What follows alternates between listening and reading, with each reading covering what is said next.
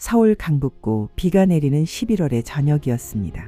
반지하 단칸방에 낡은 형광등이 깜박이며 희미한 빛을 뿜어냈습니다. 이서윤은 책상 앞에 앉아 봉투에서 꺼낸 지폐들을 세고 또 세었습니다. 월급 명세서를 펼쳐놓고 계산기를 두드리는 손가락이 미세하게 떨렸습니다. 병원비 38만 원, 관리비 12만 원. 서윤의 목소리가 작게 흘러나왔습니다. 책상 위에는 납부 기한이 며칠 지난 고지서들이 쌓여 있었습니다. 그녀는 28살, 중견 무역회사의 계약직 회계사원이었습니다. 침대에서 기침 소리가 들렸습니다.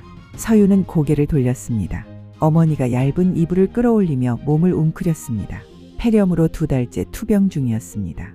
엄마, 괜찮으세요? 서윤이 침대로 다가가 어머니의 등을 쓰다듬었습니다. 마른 손이 딸의 손등을 잡았습니다. 미안하구나, 서윤아. 엄마가 짐만 되는 것 같아서. 그런 말씀 하지 마세요. 서윤은 억지로 미소를 지었습니다. 어머니의 손은 차가웠습니다. 그녀는 이불을 더 끌어올려주고 다시 책상으로 돌아왔습니다. 계산은 간단했습니다. 남은 돈은 5만 원 한 장뿐이었습니다. 다음 월급까지는 아직 보름이 남았습니다. 서윤은 지갑에 마지막 지폐를 접어넣었습니다. 내일부터 점심은 편의점 삼각김밥으로 버텨야 했습니다. 다음 날 저녁 퇴근길이었습니다. 회사에서 나온 서윤은 지하철역으로 향했습니다. 하늘에서 가랑비가 내리기 시작했습니다. 우산은 한 달 전에 부러진 채로 집 한구석에 방치되어 있었습니다. 그녀는 얇은 코트에 깃을 세웠습니다. 골목 모퉁이를 돌 때였습니다. 서윤의 발걸음이 멈췄습니다. 버스 정류장 벤치에 한 노인이 몸을 웅크리고 앉아 있었습니다. 낡은 회색 점퍼는 비에 흠뻑 젖어 있었습니다. 노인의 입술은 파랗게 질려 있었고 온몸이 떨리고 있었습니다. 서윤은 그냥 지나치려 했습니다. 하지만 발이 떨어지지 않았습니다. 노인의 떨리는 손이 자꾸 눈에 밟혔습니다. 입원 중인 어머니의 마른 손과 겹쳐 보였습니다. 그녀는 지갑을 꺼냈습니다. 손가락이 5만 원 지폐를 더듬었습니다. 내일 점심값, 모레 교통비, 글피 저녁거리. 계산이 머릿속을 스쳤습니다. 하지만 서윤은 지갑에서 지폐를 꺼냈습니다. 노인에게 다가갔습니다. 저기 할아버지. 노인이 고개를 들었습니다. 핏기 없는 얼굴에 주름이 깊게 패여 있었습니다. 탁한 눈동자가 서윤을 바라봤습니다. 서윤은 5만 원 지폐를 노인의 손에 쥐어주었습니다. 이걸로 따뜻한 국밥이라도 드세요. 옷도 좀 말리시고요. 노인의 손이 떨렸습니다. 그는 지폐를 들여다보다가 서윤을 올려다봤습니다. 아가씨, 고맙습니다. 정말 고맙습니다. 서윤은 고개를 끄덕이고 돌아섰습니다. 비가 조금 더 세게 내렸습니다. 그녀는 빠른 걸음으로 지하철역을 향했습니다. 뒤돌아보지 않았습니다. 지하철 안에서 서윤은 빈 지갑을 내려다봤습니다. 카드 한 장, 신분증 한 장이 전부였습니다. 갑자기 불안이 밀려왔습니다. 내일 점심은 어떻게 하지? 교통비가 모자라면 어머니 약값은? 하지만 묘하게도 후회는 없었습니다. 집에 도착했을 때는 밤 9시가 넘었습니다. 반지하 계단을 내려가는 서윤의 옷은 비에 젖어 있었습니다. 문을 열자 어머니가 침대에서 일어나 앉아 있었습니다. 늦었구나. 저녁은 먹었니? 네, 회사에서 먹고 왔어요. 거짓말이었습니다. 서윤은 오늘 점심도 굶었습니다. 어제 남은 식빵 2조각이 아침 식사의 전부였습니다. 엄마, 약 드셨어요?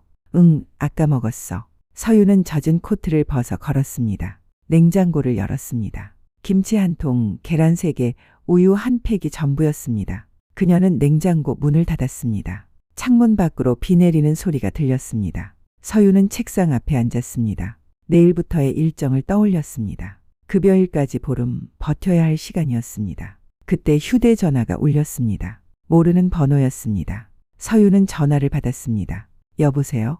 이서윤 사원님이십니까? 낯선 남자의 목소리였습니다. 정중하고 차분한 어조였습니다. 네, 그런데요. 한강그룹 비서실입니다.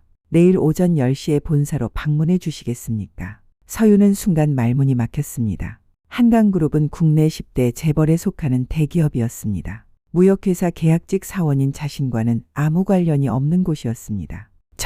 무슨 일로요? 자세한 내용은 내일 직접 말씀드리겠습니다. 시간 되시겠습니까?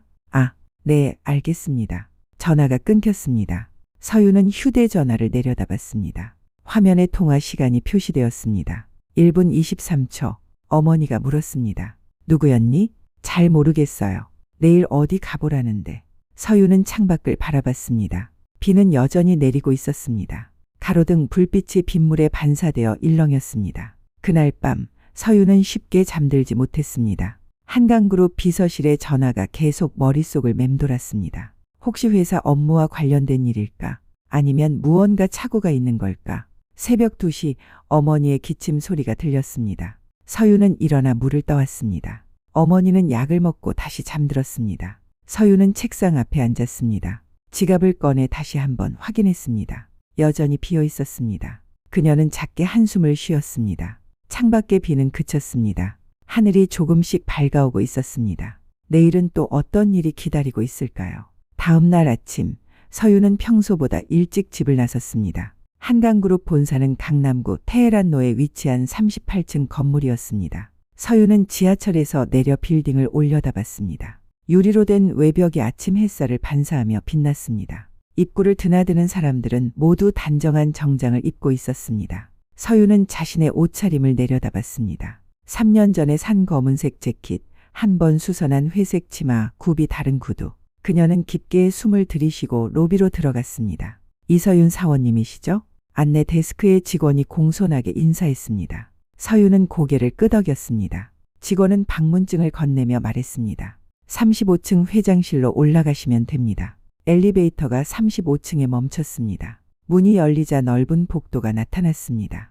대리석 바닥이 거울처럼 반짝였습니다. 벽면에는 유명 화가의 그림들이 걸려 있었습니다. 비서실 직원이 서윤을 맞았습니다. 이서윤 사원님 기다리고 계셨습니다. 이쪽으로 오세요. 회장실 앞에 도착했습니다. 무거운 나무 문이 천천히 열렸습니다. 안에는 한 노인이 서 있었습니다. 서윤의 발걸음이 멈췄습니다. 그 노인은 어젯밤 버스 정류장에서 만났던 그 사람이었습니다. 젖은 회색 점퍼 대신 고급 양복을 입고 있었지만 깊게 패인 주름과 눈매는 똑같았습니다. 아가씨, 어제 그분이 맞으시죠? 노인의 목소리가 떨렸습니다. 그는 서윤에게 다가왔습니다. 저는 한강그룹 창업주 장태준입니다. 어제 도움을 주셔서 정말 감사드립니다. 서윤은 말을 잇지 못했습니다. 한강그룹 창업주, 재계 서열파리, 총자산 2조 원이 넘는 기업의 수장. 제가 어제 회장님을 만난 줄 몰랐습니다. 아닙니다. 오히려 제가 부끄럽습니다. 장 회장은 고개를 숙였습니다. 건강검진차 병원에 갔다가 돌아오는 길이었습니다. 운전기사에게 혼자 걸어보고 싶다고 했죠. 그런데 갑자기 비가 내리고 몸이 너무 추워서 움직일 수가 없었습니다. 그때 아가씨가 나타나셨습니다. 그는 책상 서랍을 열어 5만 원 지폐를 꺼냈습니다. 조심스럽게 접혀진 지폐였습니다. 이걸로 따뜻한 국밥을 먹었습니다. 그리고 찜질방에서 하룻밤을 보냈죠. 덕분에 감기도 안 걸렸습니다. 장 회장의 눈가에 주름이 깊어졌습니다. 요즘 사람들은 다들 바쁩니다. 길에 쓰러진 노인이 있어도 그냥 지나칩니다. 그런데 아가씨는 마지막 돈을 주셨더군요. 어떻게 아셨어요? 지갑을 확인해 보니 빈 카드만 남아 있었습니다. 그래서 비서실에 지시했죠. 주변 CCTV를 확인해서라도 꼭 찾으라고. 서유는 아무 말도 할 수 없었습니다. 보답을 하고 싶습니다. 원하시는 게 있으면 말씀해 주십시오. 아닙니다, 회장님. 저는 그냥 당연한 일을 했다고 말씀하시려는 거죠? 장 회장은 부드럽게 웃었습니다. 하지만 그 당연한 일을 하는 사람이 요즘 세상에 몇이나 되겠습니까? 바로 그때였습니다. 회장실 문이 거칠게 열렸습니다. 한 여자가 급하게 들어왔습니다. 40대 중반으로 보이는 여성이었습니다. 명품 핸드백을 든 손에 다이아몬드 반지가 빛났습니다. 아버님, 무슨 일이세요? 비서실에서 급히 연락이 와서. 그녀는 서윤을 보더니 눈살을 찌푸렸습니다. 이 사람은 누구예요? 미정아, 이분은 내 은인이시다. 장 회장이 말했습니다. 여자, 최미정은 서윤을 위아래로 훑어봤습니다. 다른 구두, 낡은 재킷, 값싼 가방. 그녀의 입꼬리가 비틀어졌습니다. 은인이요? 아버님, 또 누가 접근한 거 아니에요? 미정아. 장 회장의 목소리가 높아졌습니다. 하지만 최미정은 멈추지 않았습니다. 요즘 이런 사람들 많아요. 재벌 어르신들 노려서 접근하는 거. 동정심 자극하고 착한 척하고. 지금 뭐 하는 거야? 사실 확인은 해보셨어요? 이 사람 신분이라도 알고 계세요? 최미정이 서윤에게 다가왔습니다. 당신 어디 사는데? 무슨 일하고? 서윤은 입술을 깨물었습니다. 강북구에 살고 회계사원입니다. 강북구 회계사원. 최미정이 코웃음을 쳤습니다. 그래서 얼마 받으려고 온 거예요? 5천만 원? 1억? 저는 그런 게 아닙니다. 서윤의 목소리가 떨렸습니다. 회장님께서 부르셔서 온 겁니다. 부르신 게 잘못이죠. 아버님, 이런 사람들한테 약점 잡히면 안 돼요. 나중에 무슨 요구를 할지. 그만. 장 회장이 책상을 쳤습니다. 둔탁한 소리가 울렸습니다. 이서윤 씨는 아무 데가 없이 날 도와주셨다. 내가 이럴 자격이 없어. 아버님, 나가. 최미정은 서윤을 노려봤습니다. 그리고 돌아서서 문을 쾅 닫고 나갔습니다. 회장실에 침묵이 흘렀습니다. 죄송합니다. 이서윤 씨. 며느리가 무례했습니다. 괜찮습니다. 서윤은 고개를 저었습니다. 하지만 가슴 한구석이 무거웠습니다. 사흘 후였습니다. 서윤은 회사에서 긴급 회의에 소집되었습니다. 회의실에는 팀장과 부장 그리고 인사팀 직원이 앉아 있었습니다. 이서윤 사원, 자네가 해외 거래처 정보를 유출했다는 제보가 들어왔네. 부장의 목소리는 차갑했습니다. 무슨 말씀이세요? 저는 그런 적 없습니다. 증거가 있어. 자네 회사 이메일 계정에서 외부로 파일이 전송됐다는 기록이 나왔어. 그럴 리 없습니다. 제가 왜? 보안팀에서 확인했어. IP 주소도 자네 컴퓨터야. 서윤의 머릿속이 하얘졌습니다. 말이 나오지 않았습니다. 이서윤 사원, 당장 개인 물품 챙겨서 나가. 부장님, 저 정말 경찰 조사 들어가기 전에 조용히 나가는 게 좋을 거야. 회의실 문이 닫혔습니다. 서윤은 복도에 멍하니 서 있었습니다. 책상으로 돌아왔을 때 동료들이 수군거렸습니다. 서윤은 그들의 시선을 느끼며 짐을 챙겼습니다. 사진 액자 하나, 머그컵 하나, 볼펜 몇 자루. 건물을 나설 때 누군가 다가왔습니다. 같은 팀의 이유진이었습니다. 서윤아, 미안해. 유진의 목소리는 낮았습니다. 뭐가? 내가 내 계정으로 파일을 보냈어. 서윤은 유진을 쳐다봤습니다. 왜? 최미정 이사님한테 연락이 왔어. 너를 회사에서 내보내면 내 정규직 전환을 도와주겠다고. 유진은 고개를 숙였습니다. 미안해, 정말. 하지만 나도 살아야 하잖아. 서윤은 아무 말도 하지 않았습니다. 그저 유진을 지나쳐 걸어갔습니다. 지하철역으로 가는 길, 서윤의 휴대전화가 울렸습니다. 병원에서 걸려온 전화였습니다. 보호자님, 어머니께서 상태가 악화되셨습니다. 빨리 오셔야 할 것 같습니다. 서윤은 달렸습니다. 지하철을 타고 또 달렸습니다. 병실 문을 열었을 때 어머니는 산소 마스크를 쓰고 누워 있었습니다. 엄마. 서윤은 어머니의 손을 잡았습니다. 차갑고 마른 손이었습니다. 그날 밤 서윤은 병원 복도 의자에 앉아 있었습니다. 빈 지갑, 해고 통보서, 어머니의 입원비 청구서. 모든 것이 한꺼번에 무너져 내렸습니다. 창밖으로 비가 내리기 시작했습니다. 서윤은 고개를 들어 하늘을 바라봤습니다. 선희는 왜 이런 결과를 가져온 걸까요? 5만 원으로 시작된 인연이 왜 이렇게 끝나야 하는 걸까요? 하지만 그녀는 알지 못했습니다. 이것이 끝이 아니라 시작이라는 것을. 일주일이 지났습니다. 서윤은 구직 사이트를 열고 닫기를 반복했습니다. 기밀 유출이라는 꼬리표가 달린 이력서는 어디에도 받아들여지지 않았습니다. 면접 연락은 단 한 통도 오지 않았습니다. 냉장고는 텅 비어 있었습니다. 어제 저녁은 라면 반 개였고 오늘 아침은 물 한 컵이 전부였습니다. 서윤은 책상 서랍을 열었습니다. 통장을 꺼내 잔액을 확인했습니다. 23,000원. 어머니의 입원비 독촉 문자가 또 왔습니다. 연체료 포함 128만 원. 휴대전화가 울렸습니다. 모르는 번호였습니다. 서윤은 받지 않았습니다.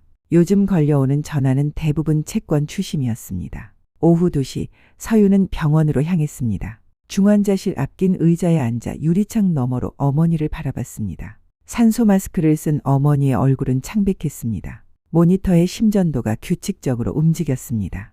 보호자님, 간호사가 다가왔습니다. 원무과에서 연락이 왔는데요. 입원비 납부가 일주일 넘게 지연되고 있다고. 알고 있습니다. 조금만 시간을 주시면. 죄송하지만 병원 규정상 내일까지 납부가 안 되면 퇴원 절차를 진행해야 합니다. 간호사는 조심스럽게 말했습니다. 어머님 상태가 좋지 않으세요. 지금 퇴원하시면 위험합니다. 서윤은 고개를 끄덕였습니다. 말이 나오지 않았습니다. 집으로 돌아오는 길, 서윤은 은행 앞을 지나쳤습니다. 대출 상담 창구가 보였습니다. 그녀는 발걸음을 멈췄습니다. 들어갔습니다. 신용등급이 너무 낮으시네요. 상담원이 컴퓨터 화면을 보며 말했습니다. 계약직이시고 현재 실직 상태시죠. 담보도 없으시고 급하게 돈이 필요합니다. 어머니가 병원에. 죄송합니다만 저희 은행에서는 대출이 어렵습니다. 상담원은 정중하게 고개를 숙였습니다. 서윤은 은행을 나왔습니다. 찬바람이 얼굴을 스쳤습니다. 저녁 6시 서유는 반지하 집에 앉아 있었습니다. 창문 틈으로 사람들의 발소리가 들렸습니다. 퇴근하는 사람들, 저녁을 사러 가는 가족들. 세상은 평소와 다름없이 돌아갔습니다. 서유는 옷장 위 낡은 상자를 내렸습니다. 먼지가 날렸습니다. 오래전 아버지의 유품을 담아둔 상자였습니다. 상자를 열었습니다. 낡은 군복 조각, 훈장 하나, 흑백 사진 몇 장. 서유는 사진들을 하나씩 꺼냈습니다. 젊은 시절에 아버지가 군복을 입고 웃고 있었습니다. 그때 사진 뒤에서 무언가 떨어졌습니다. 군번줄이었습니다. 녹슨 인식표가 달린 낡은 줄이었습니다. 서유는 그것을 집어들었습니다. 인식표에는 아버지의 이름이 새겨져 있었습니다. 이정수. 사진을 다시 보았습니다. 그중 한 장이 눈에 띄었습니다. 아버지와 다른 군인이 함께 찍은 사진이었습니다. 배경은 산골짜기였고 두 사람 모두 피로한 표정이었습니다. 사진을 뒤집었습니다. 희미한 글씨가 적혀 있었습니다. 1952년 7월 펀치볼. 장태준 일병을 구출한 날. 서윤의 손이 멈췄습니다. 장태준. 한강그룹 회장의 이름이었습니다. 사진 속 젊은 군인을 자세히 들여다봤습니다. 깊게 패인 눈매, 뚜렷한 이목구비.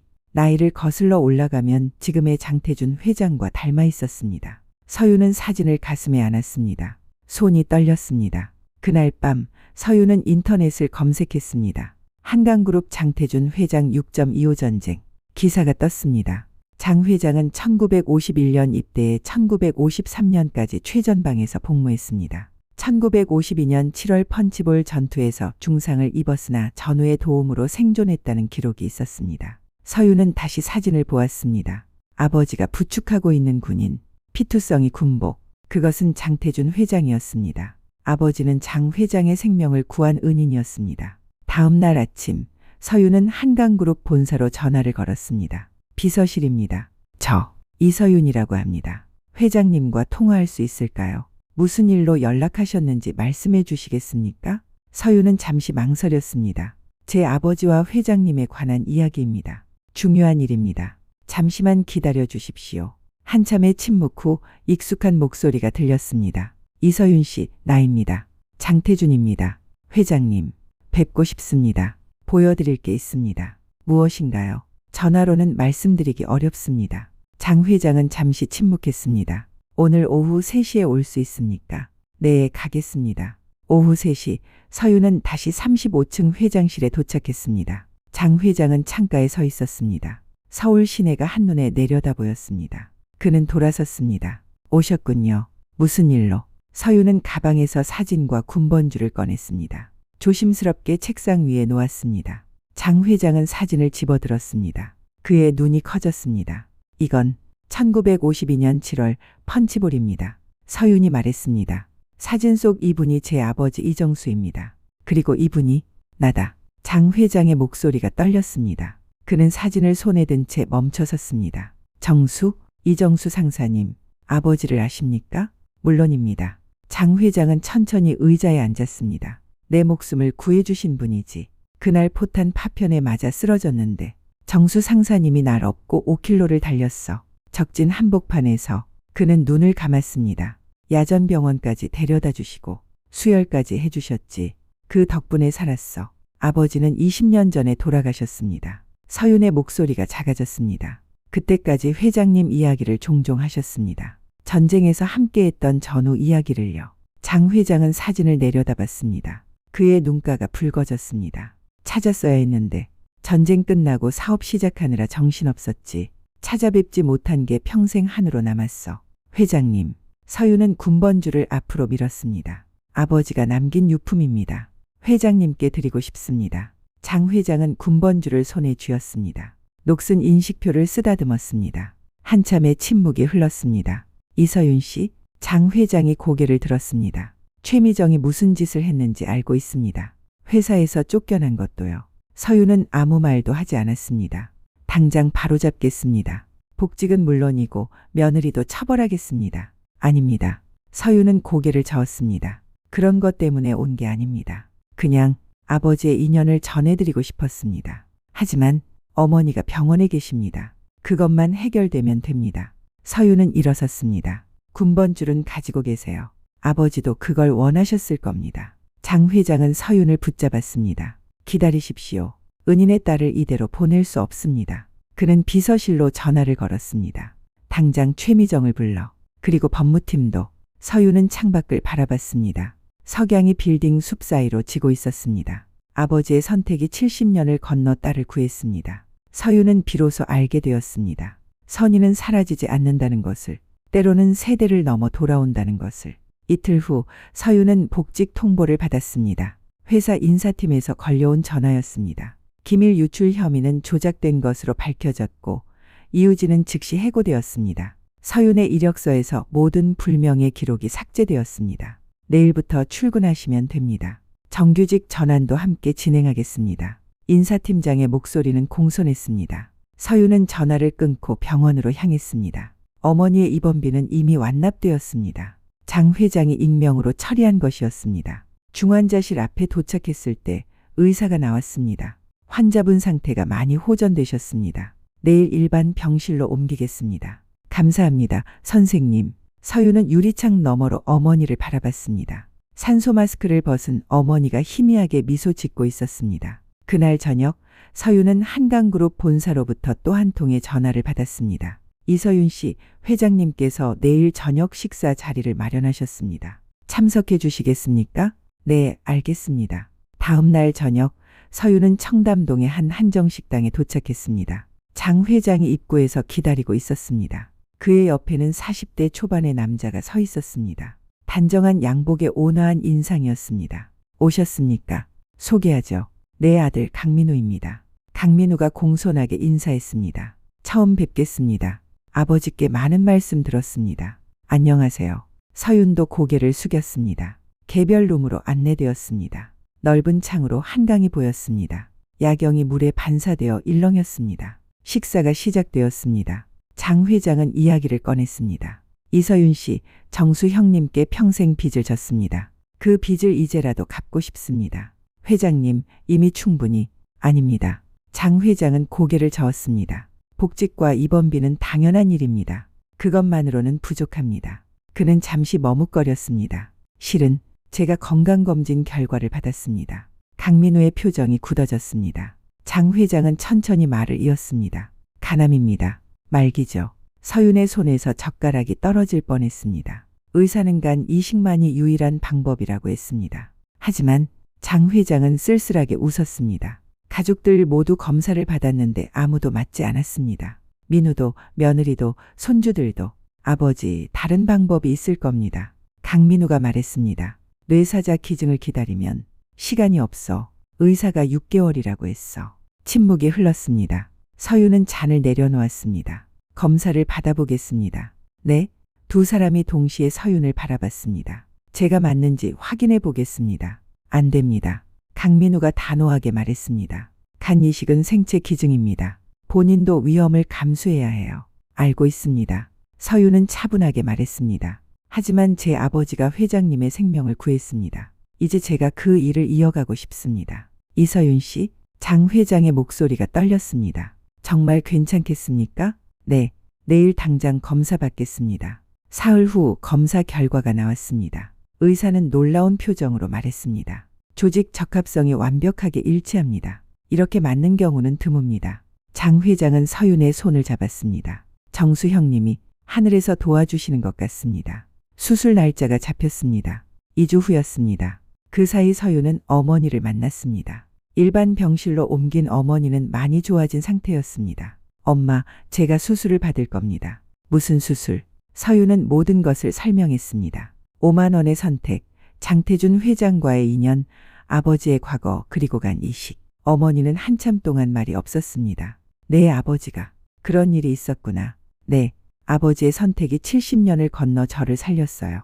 이제 제가 그 선택을 이어가고 싶어요. 위험하지 않니? 괜찮아요. 의사 선생님이 성공률이 높다고 하셨어요. 어머니가 서윤의 손을 잡았습니다. 내 아버지가 자랑스러워하겠다. 수술 전날 밤이었습니다.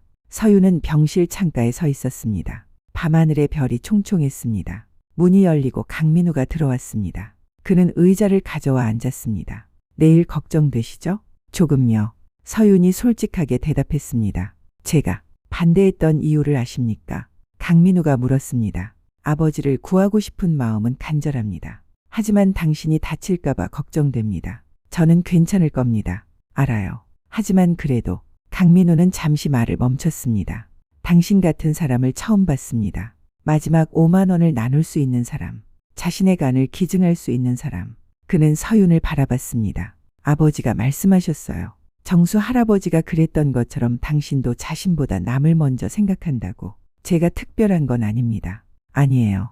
특별합니다. 강민우가 조용히 말했습니다. 그래서 더 걱정되는 겁니다. 다음 날 아침 수술실로 들어가기 전이었습니다. 장 회장이 침대 옆에 섰습니다. 그는 서윤의 손을 잡았습니다. 이서윤 씨, 고맙습니다. 평생 잊지 않겠습니다. 회장님도 무사하셔야 해요. 그럼요. 우리 함께 이겨냅시다. 마취과 의사가 들어왔습니다. 서윤은 천천히 눈을 감았습니다.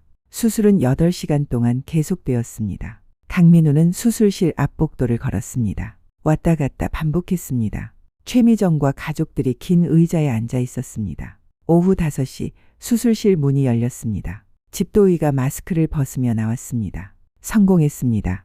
두 분 모두 안정적입니다. 강민우는 벽에 기댔습니다. 긴장이 풀리며 다리에 힘이 빠졌습니다. 회복실에서 깨어난 장 회장은 옆 침대를 바라봤습니다. 서윤이 산소 마스크를 쓴 채 누워 있었습니다. 정수 형님, 장 회장이 작게 중얼거렸습니다. 당신 딸을 잘 키우셨습니다. 정말 잘 키우셨어요. 일주일 후 서윤과 장 회장은 모두 일반 병실로 옮겼습니다. 강민우가 서윤의 병실을 찾았습니다. 손에 꽃다발을 들고 있었습니다. 많이 좋아지셨습니까? 네, 괜찮습니다. 서윤은 침대에 반쯤 기대앉아 미소 지었습니다. 아버지가 매일 당신 걱정을 하십니다. 직접 찾아뵙고 싶어 하시는데 아직 움직이기 힘들어서요. 회장님도 빨리 나으셔야죠. 덕분에 잘 회복하고 계십니다. 강민우는 의자에 앉았습니다. 이서윤 씨, 퇴원하시면 우리 가족이 되어 주시겠습니까? 네, 아버지가 원하십니다. 명실상부하게 가족으로요. 서윤은 잠시 망설였습니다. 저는 그저 당연한 일을 했을 뿐입니다. 당연한 일을 하는 사람이 얼마나 됩니까? 강민우가 조용히 말했습니다. 5만 원을 나누고 생명을 나누는 사람. 그런 사람이 우리 곁에 있어 주길 바랍니다. 창밖으로 봄 햇살이 들어왔습니다. 따뜻한 빛이 병실을 채웠습니다. 서윤은 고개를 끄덕였습니다. 감사합니다. 생명은 이어졌습니다. 70년 전 전쟁터에서 시작된 인연이 두 세대를 거쳐 다시 생명을 구했습니다. 서윤은 알게 되었습니다. 선의는 결코 사라지지 않는다는 것을, 때로는 시간을 건너 가장 필요한 순간에 돌아온다는 것을. 석 달이 지났습니다. 서윤은 회사로 복귀했습니다. 정규직 전환과 함께 재무팀 대리로 승진했습니다. 어머니는 완전히 회복되어 퇴원했고 새로 얻은 직장 근처 빌라로 이사했습니다. 햇볕이 잘 드는 3층 집이었습니다. 장 회장도 건강을 되찾았습니다. 정기 검진에서 간 기능이 정상으로 돌아왔다는 결과가 나왔습니다. 어느 토요일 오후 서윤은 한강그룹 본사로 향했습니다. 장 회장이 가족 식사에 초대한 것이었습니다. 서윤은 어머니의 손을 잡고 로비로 들어갔습니다. 익숙해진 35층 버튼을 눌렀습니다. 회장실이 아닌 연회실이었습니다. 문을 열자 긴 테이블에 사람들이 앉아 있었습니다. 장 회장, 강민우 그리고 최미정이 보였습니다. 어서 오십시오. 장 회장이 자리에서 일어났습니다. 그는 서윤의 어머니에게 깊게 고개를 숙였습니다. 처음 뵙겠습니다. 정수 형님의 부인이시군요. 아닙니다. 회장님. 고개를 드세요. 어머니가 당황하며 말했습니다. 남편이 그저 당연한 일을 했을 뿐입니다. 그 당연한 일이 제 목숨을 구했습니다. 장 회장은 어머니의 손을 잡았습니다. 평생 찾지 못한 게 하나로 남았습니다. 이렇게라도 뵙게 되어 다행입니다. 최미정이 일어나 서윤에게 다가왔습니다. 그녀는 깊게 고개를 숙였습니다. 이서윤 씨, 죄송합니다. 고개 드세요. 제가 정말 잘못했습니다. 최미정의 목소리가 떨렸습니다. 당신을 오해했습니다. 편견으로 판단했고 상처를 줬습니다. 용서해 주십시오. 서윤은 잠시 최미정을 바라봤습니다. 그녀의 눈에 진심이 담겨 있었습니다. 괜찮습니다. 이미 지난 일입니다. 식사가 시작되었습니다. 대화가 오갔고 웃음소리가 퍼졌습니다. 어색함은 점차 사라졌습니다.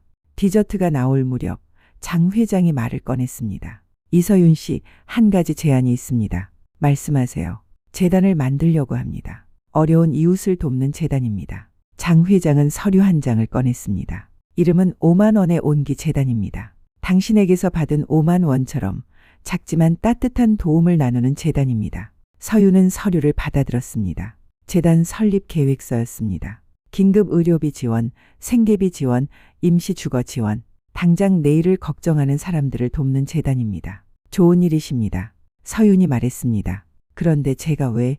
당신이 이사가 되어 주십시오. 장 회장이 말했습니다. 재단의 얼굴이 되어 주십시오. 5만 원을 나눌 수 있는 마음을 가진 사람이 이끌어야 합니다. 저는 경험도 없고 경험은 중요하지 않습니다. 강민우가 끼어들었습니다. 중요한 건 마음입니다. 그리고 당신보다 적합한 사람은 없습니다. 서윤은 어머니를 바라봤습니다. 어머니가 고개를 끄덕였습니다. 해봐라, 서윤아. 내 아버지도 기뻐하실 거다. 알겠습니다. 최선을 다하겠습니다. 석 달 후 재단 개소식이 열렸습니다. 서울 중구의 한 빌딩 3층이었습니다. 5만 원의 온기 재단이라는 간판이 걸렸습니다. 내부에는 상담실, 사무실, 대기실이 마련되었습니다. 벽에는 장태준 회장과 이정수의 옛 사진이 걸렸습니다. 전쟁터에서 찍은 그 사진이었습니다. 개소식에는 많은 사람이 모였습니다. 언론도 취재를 나왔습니다. 장 회장이 연단에 섰습니다. 70년 전 한 군인이 제 목숨을 구했습니다. 그리고 몇 달 전 그분의 딸이 제 생명을 다시 구했습니다. 그는 관중석의 서윤을 바라봤습니다. 이 재단은 그 감사의 마음으로 시작합니다. 작은 도움이 누군가의 인생을 바꿀 수 있다는 믿음으로 시작합니다. 박수가 터졌습니다. 서윤이 연단에 올랐습니다. 마이크 앞에 섰습니다. 제게는 마지막 5만 원이 있었습니다. 서윤의 목소리가 울렸습니다. 그 돈으로 내일을 버텨야 했습니다. 하지만 추위에 떨고 있는 노인을 그냥 지나칠 수 없었습니다. 그녀는 잠시 말을 멈췄습니다. 그 선택이 제 인생을 바꿨습니다. 70년 전 아버지의 선택이 저를 살렸고 제 선택이 다시 누군가를 살렸습니다. 서윤은 청중을 바라봤습니다. 우리는 모두 5만 원을 가지고 있습니다. 돈이 아니라 마음입니다. 작은 관심, 작은 배려, 작은 용기. 그것이 세상을 바꿉니다. 긴 박수가 이어졌습니다. 재단은 빠르게 자리를 잡았습니다. 첫 달에만 230명이 도움을 받았습니다. 병원비를 내지 못해 치료를 포기하려던 노인, 월세를 밀려 쫓겨날 위기의 한부모 가정, 사고로 일을 하지 못하게 된 가장. 서윤은 매일 재단에 출근했습니다. 상담을 하고 지원 계획을 세우고 후원자들을 만났습니다. 최미정도 재단의 이사로 합류했습니다. 그녀는 봉사 활동에 헌신했습니다. 매주 급식소에서 배식을 하고 독거노인을 방문했습니다. 이서윤 씨, 어느 날 최미정이 말했습니다. 제가 당신한테 배웁니다. 무엇이 진짜 가치인지. 저도 배우고 있습니다. 서윤이 대답했습니다. 함께 배워가면 됩니다. 1년이 흘렀습니다. 재단은 2,800명을 도왔습니다. 기업들의 후원이 이어졌고 자원봉사자가 300명을 넘었습니다. 서윤은 강민우와 함께 지방 출장을 다녀왔습니다. 재단의 지역 지부를 설립하기 위해서였습니다. 돌아오는 차 안에서 강민우가 물었습니다. 힘들지 않습니까? 괜찮습니다. 보람 있어요. 저는 당신이 자랑스럽습니다. 강민우가 조용히 말했습니다. 5만 원을 나눈 사람이 이제 수천 명을 돕고 있습니다. 서윤은 창밖을 바라봤습니다. 석양이 지고 있었습니다. 어느 겨울 저녁이었습니다. 서윤은 재단 사무실에서 마지막 서류를 정리하고 있었습니다. 문이 열리고 장 회장이 들어왔습니다. 아직 일하십니까? 거의 끝났습니다. 서윤이 미소 지었습니다. 장 회장은 창가에 섰습니다. 거리에 크리스마스 장식이 반짝였습니다. 이서윤 씨, 고맙습니다. 무엇이요? 내 인생에 의미를 줘서. 돈을 버는 것만이 전부라고 생각했는데 당신이 가르쳐줬습니다. 나누는 것의 가치를. 회장님이 기회를 주셨습니다. 아닙니다. 당신이 5만 원으로 시작했습니다. 장 회장이 서윤을 돌아봤습니다. 정수 형님도 그랬습니다. 자신의 목숨을 걸고 전우를 구했죠. 당신도 마지막 돈을 나눴습니다. 그리고 자신의 간을 내줬습니다. 그는 잠시 말을 멈췄습니다. 그게 진짜 부자입니다. 나눌 수 있는 사람이 진짜 부자입니다. 서윤은 벽에 걸린 사진을 바라봤습니다. 아버지와 젊은 장 회장이 어깨를 나란히 하고 있었습니다. 아버지가 자랑스러우시겠죠? 장 회장이 물었습니다. 네, 분명 그러실 겁니다. 그날 밤 서윤은 어머니와 함께 저녁을 먹었습니다. 엄마, 행복하세요? 응, 행복하다. 어머니가 딸의 손을 잡았습니다. 내 아버지가 살려낸 사람이 우리를 살렸고 내가 그 사람을 살렸구나. 이게 인연이구나. 네, 끊어지지 않는 인연이에요. 창밖으로 눈이 내렸습니다. 하얀 눈송이가 가로등 불빛에 반짝였습니다. 서유는 그날 밤을 떠올렸습니다. 비를 맞으며 떨고 있던 노인, 지갑 속 마지막 5만 원, 따뜻한 국밥이라도 드세요. 라고 했던 그 순간, 그 작은 선택이 모든 것을 바꿨습니다. 서유는 깨달았습니다. 선의는 사라지지 않는다는 것을, 시간을 건너고 세대를 넘어 결국 세상을 따뜻하게 만든다는 것을. 5만 원의 온기는 계속 퍼져나갔습니다. 오늘도, 내일도, 그 다음 날도 누군가의 마지막 5만 원이 또 다른 누군가의 내일이 되고 그 내일이 세상을 바꾸고 있었습니다. 서유는 미소 지었습니다. 작은 선의로 시작된 이야기는 이제 수천 개의 이야기로 이어지고 있었습니다. 그리고 그 이야기는 멈추지 않을 것입니다.